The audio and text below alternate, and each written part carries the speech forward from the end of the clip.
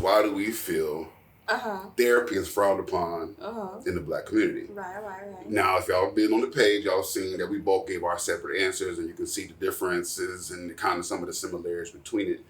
But we're going to discuss that today. So, this me, your boy, Just Fresh. And it's me, your girl, Darrien. Yeah, all right. So, let's unpack this. Okay, so I was tuning in and you had mentioned how we are okay and settled in our chaos. And I saw a meme one time that had mentioned that the reason we are against letting go of the things that have hurt us or the things that are our chaos is because we don't know who we are outside of that. And to have to go through the journey of finding out who you are outside of that is already going to be, it's so, what is it that they say?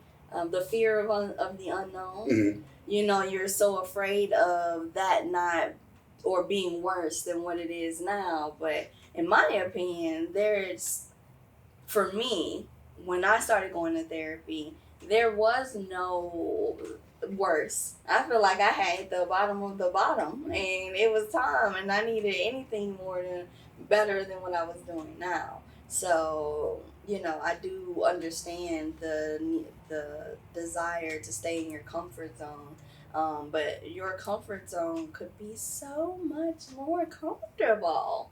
You know? Well, the thing is that if you don't know a high level of comfort in the first place, the level of comfort that you currently reside in is one that most people would feel comfortable in. But you know that there are, you may not know it for yourself, but you've seen it somewhere. Well, even if it was a fairy tale land on TV, you know that there's more comfort than what you have. Well, we assume so, but just like it's obtainable. Yeah, so like when Pop was on the previous episode, and when Pop said about how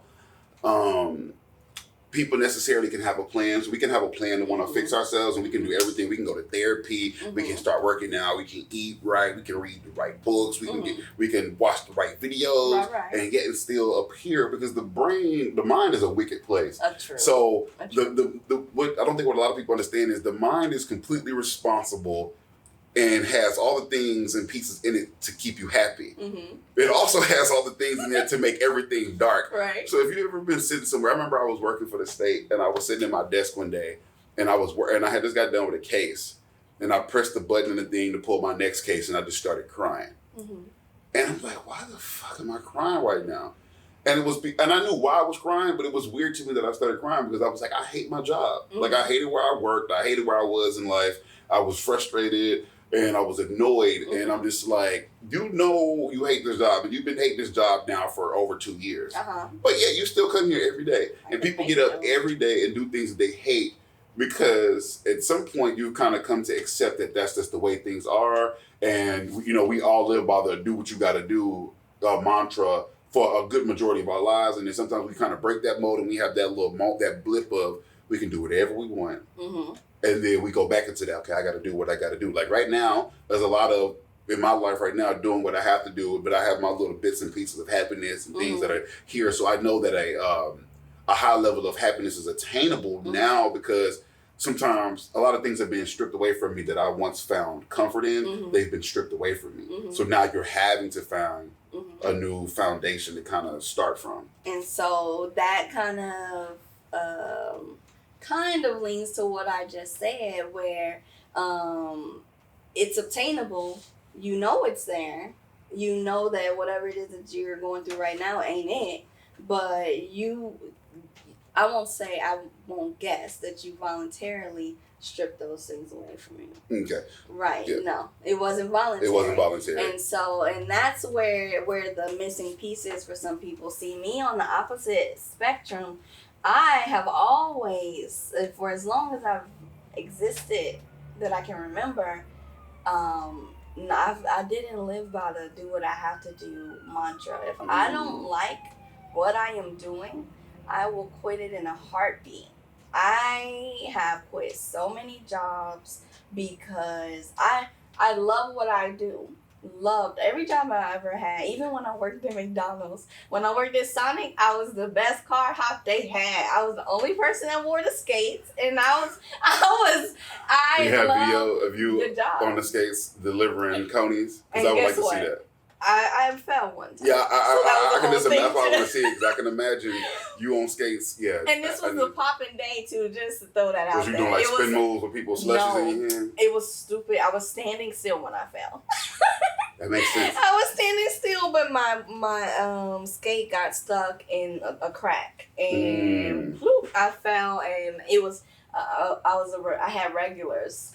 Yes, this is how much work, and this is just a testimony to whatever it is that you do. If you really put the energy into it, that thing can be amazing. You can find joy in it. But yeah, when I worked at Sonic, I lost little cool points with that fall, but they all, they tipped me a little better at the same time. I was like, oh, thank you.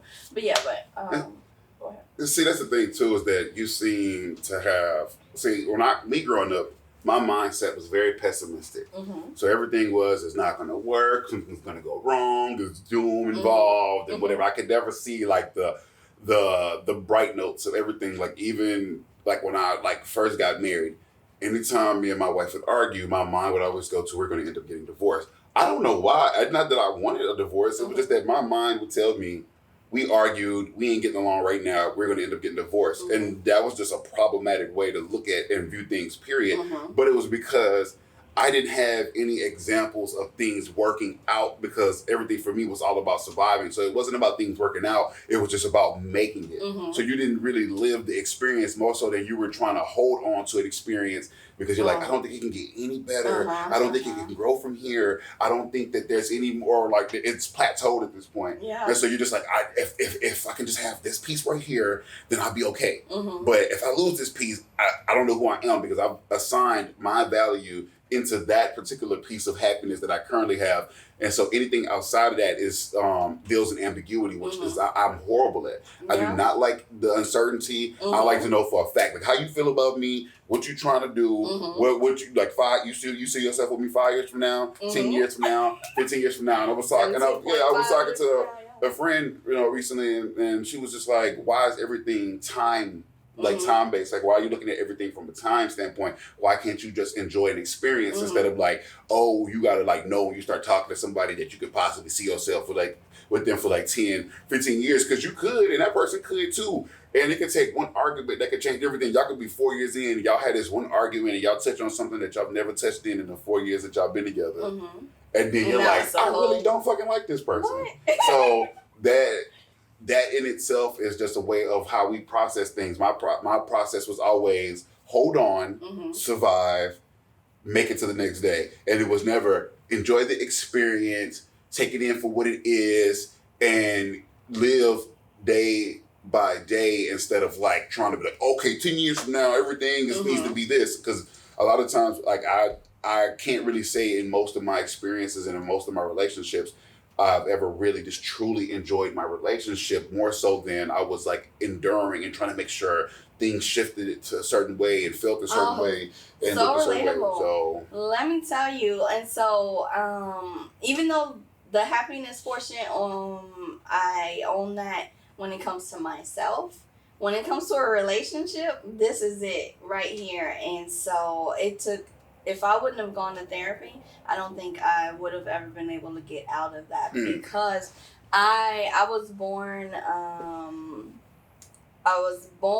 into a family where we were separated when we were early. I was adopted at 16 months, and they were adopted when I was like 2 or 3, something like that. But it was all the same time. And so, but we went into different families. Okay. Right? And so I went to go live with Glinda the Good Witch, and they went with what they felt was the Wicked Witch of the West, because our experiences were so different, and we only saw each other on Sundays for church. And so when they saw me, they saw I was happy. I had my coloring books, I had candy, but they couldn't have any of that stuff. And so and I couldn't share it with them. Their aunt was specific saying no, they can't have that. So I was alone, and they had each other, And so I was yearning for what Like, they had, kind of that companionship or relationship with a sibling exactly. or somebody your age you have to play with, Correct. talk to, bounce things off of. So, I was yearning for that. And so what happened when I turned 7 years old, my mother came back and she got us and took us from, so now we're all kind of on the same playing field, right? And they asked me if I wanted to go with my mother, and I said absolutely, because I was yearning for this. But little did I know, my siblings hated me. They could not stand me. They didn't want nothing to do with me because they were young and they were jealous of what I had and versus their experience. And as an adult, I can completely understand that. But as a child, you were lost. I was beyond. I was over it. I didn't really care what the reason was. I was not here for it. And so that flipped where I went into the relationship expecting to be loving. I gave them everything that I got. If my aunt gave me $30, I would keep $2 and give them all of it because, just trying to be accepted. And so when it wasn't received or reciprocated, it flipped a switch and it made my relationships with people very difficult to maintain because now it's, I don't know, I'm giving, all I know how to do is give. I don't know how to receive because I did not receive. Okay. And now I am in a pessimistic state the same way you were, and so before it's like without the therapy, I couldn't even experience the experience. I'm trying to do everything to make sure that everything stays perfect all the time. We're not allowed to have an argument because now the whole relationship is about to, oh my gosh, everything's going wrong. When people aren't perfect all the time, everything isn't happy all the time, and if you can't understand and accept that, then you'll never be able to maintain a real relationship with somebody. Why are you being so loud right now? Like, because that's literally Therapy. That's why. That's literally like, and it's something I know about myself. I actually remember I addressed it the other day when I talked to you. I was like, how a lot of times if I'm with somebody and they're not all over me or in my face and constantly texting me, I don't feel loved. And I know that for somebody that's going through whatever they're going through when they're not happy and they're down or whatever, but I'm still expecting them to operate in this optimal condition towards me, it's very tough because I'm just like, well, they could be going through whatever they're going through and they hurting, they in pain, whatever. Here I am like, fucking love me. Like, text me, talk to me, call me. Like, being needy. I'm needy. Yeah, I'm really needy. And so it's tough when you don't recognize that about yourself. And then you put that on somebody who, one, doesn't know how to fulfill the need of somebody that's needy, on top of you don't even know what you need in order to fulfill that part of you either. A word. So it's like, well, you're asking somebody to give you something that you have no guidelines for, no basis of comparison, because you're chasing a high that you never even achieved in the first place. Because so you don't know when you got it. Yeah, so you don't even know when you got it. You may have it right there, and now you don't know because it's just like, oh wait. I saw this meme. I think Roxy Hayes was the one that posted the comedian.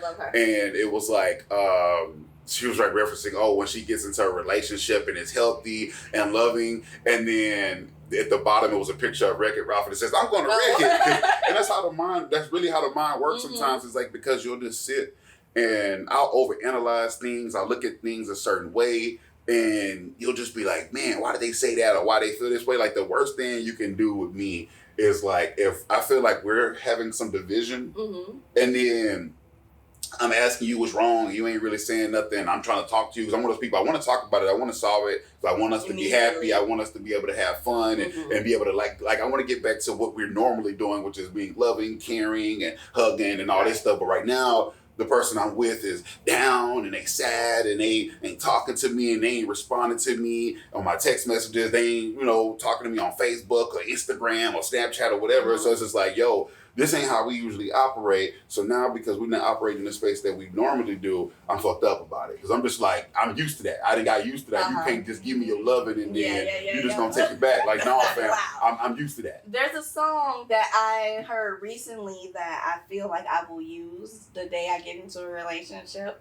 And I don't remember the name of it, but she says, is the person that you love is still here. It's just one of them days, right? And so I feel like I should have, recorded and found out exactly who that was. Holy shit. I like that. I was like, the whole the word, person that lady. you love is still here. It's just one of them days. Yeah, wow. And so it's like, I feel like I will definitely be keeping that on repeat. And when those moments come where it's like, well, why aren't you talking? Why aren't you doing the normal stuff that we normally do? Let's fix it. Because a lot of people, because I feel like, once again, back to what I said, our community has been conditioned to think that they need to handle it all alone. And so even if they're in a relationship with someone else, until they just completely feel comfortable or feel that you can be trusted with those things that they've been having to hold and deal with alone for so long, you're going to have to just wait it out for them to actually address that and let you know about it. But you know what needs to be... And it's painful. Yeah, but it's selfish if you don't. But here's the thing. There's the thing we have to address with that. So I made a post, man, I want to say almost like 2 years back. Mm-hmm. And it basically, the gist of it is that it's not the responsibility of the person that you're dating to deal with your fucked upness. Mm-hmm. So we inherently believe we get with somebody, they say they love us, then that means they're going to endure all the shit that we should go to therapy and get fixed because somebody made, everybody isn't equipped. Some therapists aren't even equipped to handle some of the problems that people have. Mm-hmm. So when you get into a relationship with somebody who probably needs therapy themselves, and then you come in and you got this fucked up nature about you, and they don't really see it in the beginning because look, you in that little honeymoon phase of your relationship, everything going good, the love is good, the sex is good, you're looking good, and everything, you're going and eating good and all that, and then y'all have that first argument, and that's where a lot of things that you haven't unpacked become very apparent about how they can affect the way you operate with somebody in a relationship. So it's like, oh, we were just in love yesterday and we had all this good time, and then not today. We just at each other's throats. And it's just like, we can't even seem to get out of it. And we just keep, and then we get out of it a little bit, and then we seep back into it again. And this is like, so then you spin that. It's so much easier to get into the chaos than it is to get back to the love sometimes, because this is like, it's like, I almost feel like it's our inherent nature to want to feel bad sometimes. Like, I think that once we have such a sustained amount of happiness, we're like, all right, unhappiness, check in real quick, tag in, because clearly. I wonder if that's something we should look into, like, with our biology. If there's something more comfortable or, like, some type of endorphins or whatever. With women, y'all do have. Men, I'm not sure of, but women, y'all do have. When y'all go through ovulation, when y'all have a cycle, when y'all come out of y'all cycle, y'all's body's hormones are like all over the place. So the body just does things. There's going to be times where you're going to cry. There's going to be times where you're extremely happy. There's going to be times when you want to eat. There's going to be times when you don't want to eat nothing. There's going to be times when you feel nauseous. There's going to be times when you don't. Like, everything is affected in y'all's body during that period of during cycle, before cycle, and after cycle, right? Perpetually throughout the month, your body is constantly either telling you need to get pregnant, or I'm punishing you because you're not pregnant. Now with men, I don't know, because I've always said this, and I oftentimes will tell people I don't feel like the manliest of men, and when I explain to them why, they're like, you're tripping, because a lot of people say, well, I'm emotionally intelligent. I have a high emotional IQ. Which would make you the most manly. And so for me, but it's not, because it's just like, sometimes sometimes I cry about certain things. Sometimes I get like, there's certain things about my nature that I feel so when I'm watching Pop's interview, right? Yesterday when I'm editing it, and I was like, man, I don't like him. But not like in a bad way, but like, he's just cool as shit. He laid back. He laid back and real, like, even keel. It's like, he could literally like talk about a bowl of cereal, and it would probably sound just real cool. I'd be like, damn, I want to eat that bowl of cereal now, because he just real laid back. And his laugh is like, I can't really picture him mad. I can't even picture him upset, because I feel like he would still talk to you like listening to him talk. I feel like I was listening to like Malcolm X or something talk. You could tell Malcolm X was mad, but he was still very like even keel across the board. He was delivering a message, and he wanted you to hear it. So he kept his tone a certain way. He kept his body posture a certain way. And so for me, there's certain things about me that I feel like because I was raised around a bunch of women, that I have more demonstrative feminine tendencies than I do male tendencies. And I mean, it works out for me. I know that I'm weird. And so I think that's a whole nother different topic to unpack because, and for me, especially the older I get, the more I grow, the more I realize, one, I don't want to just assign any tendencies to a male or female. Just for the simple fact that, well, let me rephrase that when it comes to like emotions and things like that, because we're all humans experience those things. Yeah. And to cry is not a male or female tendency in any way, shape, form, or fashion. And I do feel like we need to focus on rewriting those things because, in my opinion, if a male has been able to supersede, or that's the word I'm looking for, the societal standards of this is what a man is supposed to do and go above that and do what a human being and not be ashamed to say, yes, I cry, yes, I feel hurt and pain. I'm not gonna lie. So for me, my biggest thing now is that going to therapy and going to group and talking to people that like are struggling with some of the same things that you struggle with, because I think it's very important. I think that's why testimony was so important in the church, because it's good to know that you're not alone. And that somebody else has come through what you feel you're going through. Because a lot of times when you're going through stuff, you're like, man, there's no way I can get over this. There's no way. And you see somebody who came through it with less than what you have. And it's easy to feel like you don't have enough, or you're not equipped enough to get through something. But the thing is, there's resources and tools out there that can help you be able to work through those things and fix those things. We just have to be willing to utilize them. And a lot of times we're just scared to utilize them because, like I said, the whole thing about the ambiguity and the uncertainty of my mind is my mind, and it's always been my mind. And the aspect of going to, or the idea of going to somebody and them unraveling everything that I've made my identity in is very scary for a lot of people.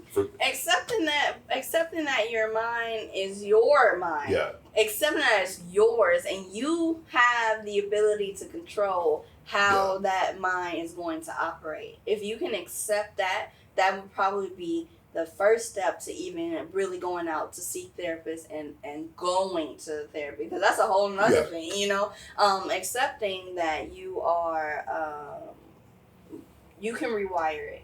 You are capable. And like you mentioned, tools. A lot of people don't have the tools to be able to do a lot of things. And what you have to do is tap into those resources to be able to acquire the tools. And before I went to therapy, in therapy they talk about developing the tools you need to be able to accomplish your goal, right? Yeah. And it was a lot of tools I didn't know I was missing that I found out about. Yeah, and that's the thing. That when I went to therapy years back. That was one of the things where you just learn, like, why you even, like, I learned a lot of my childhood has a lot to do with how I process things, the way I process them. One of the things I didn't unpack in therapy that I unpacked myself was, because I'm very resourceful in that sense of, I like to figure out why I think the way I think. Because I know that the way I think and the way I feel is going to affect whoever I deal with, whether it's a romantic relationship, a friendship, a business relationship, it's going to affect those ways. Like, I remember, I'm not going to say who this was, but I was having a discussion with somebody and they were reading a post. It was a couple years back. They were reading a post and they took offense to the post because of something that was said in it. And I was like, well, the only reason you're taking offense to it is because in theory, it's true. Like in theory, what they're saying is true. So you're only offended because it's true. Now, the thing is that regardless of however you feel about it, that person can say whatever they want. Because you still don't know, it would be like if your boyfriend got on Facebook and posted, shout out to my future boyfriend, right? Wherever you are. If he posted on Facebook like something like, yeah, man, I just swear these hoes is crazy, right? And then you're confused. You're like, okay, we together, and you out here talking about these hoes are crazy. Like, who exactly are you talking about, right? And y'all might have just had an argument like the day before or whatever. So in your mind right now, you're still in, okay, we're getting over the argument, but everything is still very sensitive. Yes, it's still so right. When somebody posts something and they say those things, and you're looking like, this motherfucker talking about me? Are they talking about somebody else? Like, bro, we ain't on like completely really good terms, so we can't. Like, you got to be mindful of what you're saying. Like that's a whole other thing to really talk about too. Because like being in a relationship and then being with somebody who may post a lot on social media, and especially when y'all go through it and they really up the ante and they posting all the, like, you know, the one thing people do is when they get into it with whoever they with, they gonna find them memes and them gifs and them things that kind of relate to the argument. Like, see, motherfucker, this meme right here saying that co-signing how I feel. You a fuck nigga, like, you know what I'm saying? Oh my gosh, okay, we're gonna get into that on the next because that's episode. That's a whole thing. And so I think that's another thing of just kind of like kind of curating your chaos. Like, oh, I'm mad. Let me show you why I'm mad. Let me amplify it. And it's like nothing ever really comes from it, because you're gonna make up regardless. But I'm really big on trying to be mindful of what I say when I'm mad, because I've had some things said to me when somebody was mad that I've never been able to let go. Like, there's this thing, like somebody helped me realize the other day that I have like some things that I just have not let go with certain people, and they were like, you need to go like talk about that, because it's just once somebody kind of crosses me a certain way or rubs me a certain way, it's just like, all right, I'm off them. Like, I can still be cordial with that person and deal with that person, but I'm never gonna trust you like I did before you kind of cross that line. And because I'm very mindful about what I say to people when I'm mad, because I can cut you down, and not everybody is, and so that's to me, that's probably the number one hardest thing for most people in relationships who have impulsive mouths. And the worst part about it is not everybody is mindful of their mouth. Now people expect it to be on the mindful person to be the bigger person. To handle, and that's a whole other thing. And we're gonna talk about this. We're gonna talk about this on the next episode. Let's close on this. So, if you could go back to a time was there ever an aversion for you when you were like seeking therapy? Were you ever like, I don't know if I want to do this or whatever? Absolutely. So for somebody that has an aversion to therapy, right? What would you tell them? What was the process that you had to go through to be like, all right, cool, this is it. I can't do this on my own. Nobody else can clearly, none of my friends or people that surround me can help me, so I need to seek a professional. What brought you to that point? What brought me to that point? Yeah. A 3-week binge in the corner of my couch, not talking to anybody, not showering, not eating, not doing nothing, just there. Realizing, and then when I did try and talk to somebody, they didn't have the answers. when I reached out to the person I trusted the most, that I could talk to them about everything, and their response was basically suck it up and drive on. A term we used to use in the military. When that was the response, I was like, I'm never gonna make it off this couch at this point, because I don't have the tools I need to be able to do so. And so that is when I made the decision, because they have been telling me, you need therapy. They have been telling me. So if people are telling you or recommending this to you on a consistent basis, you probably need it. And I would hope, I pray, I put all the energies into the universe for you to get there before you reach your couch, because that completely destroys everything that you worked for. Yeah. You know, everything is gone and you have to rebuild. Now, if you can make it there before you reach your couch, you got the opportunity to hold on to something. Yeah. But sometimes people need the couch. Yeah. Sometimes you kind of, I went through that at the beginning of the year. I had like almost like a 2-month period where I was just like depressed, and I wasn't really doing much work, and I kind of was just wallowing in my own self-pity and feeling sorry for myself. And one day, I have a very strong mind in the sense of that when I'm ready to change it, I can change it for most of the time. Some things I can't, but so I remember I woke up one morning and I sat up at the edge of the bed and I was looking out the window, and my wife had already left. She had gone to work. She was working in the daycare at the time, and I remember I sat up at the edge of the bed and I said, "So what the fuck you gonna do now?" I said this out loud, but I'm looking out the window, so, and I talk to myself a lot. I'm saying, "What the fuck you Think gonna out do?" loud. Yeah, so what the fuck you gonna do now? You gonna are you gonna fix this, or you gonna keep feeling sorry for yourself? What you think? Somebody just gonna come along and fix this situation for you? Somebody that's gonna throw a bunch of money in your hands and everything is gonna be okay? Or are you gonna get up and do something about it?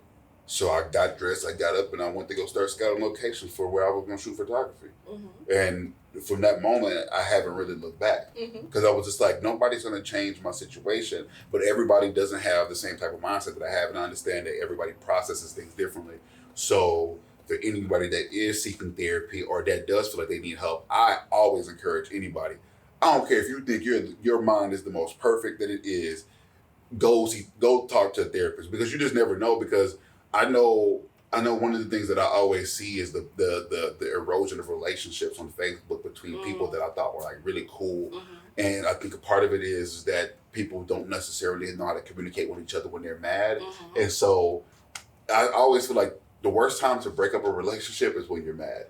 But never break up when you're mad. Always break up when you're in the right. Your mindset is, okay, I can think clearly about what's going on. Because when you're mad, of course, you're going to make whatever impulsive decision and irrational decision, because I can be quite irrational when I'm pissed.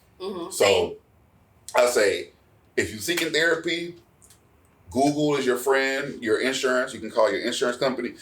Tell them that you're looking for a therapist. They're gonna ask for your zip code. If you don't have insurance, there's other free resources that are out there. Google free therapists in your city, as well as I know a lot of therapists. So if you can go to the comments, if you're looking for therapists, you can inbox me on Instagram, Twitter, Facebook, Snapchat, whatever. It's all just fresh. And then Instagram has there's a lady on Instagram named Black Female Therapist that has a list of Black female therapists in all different states in America. So you can always check that out as well. So if you need help and you feel if you feel you need help, I would always suggest and recommend to seek it. Don't feel ashamed because you feel you need help, because I can tell you right now, some of your idols have gone to therapy. That's probably what helped them even become one of your idols, because when you navigate in this road and as you grow throughout life, you're going to face problems. And when you face those problems, they become very tough when you're on your own. If you have a professional, you have somebody in your corner that can help you. Just like with boxers, when they get in the ring and they fight, they have people in their corner that come and help them in between rounds, because it's tough and life is tough. So get somebody in your corner that can help you and help you, win the fight. A word. Thanks for tuning in. Oh, and please don't forget to comment below how your opinions on therapy and maybe instances that you felt that you needed to take that next step and you did.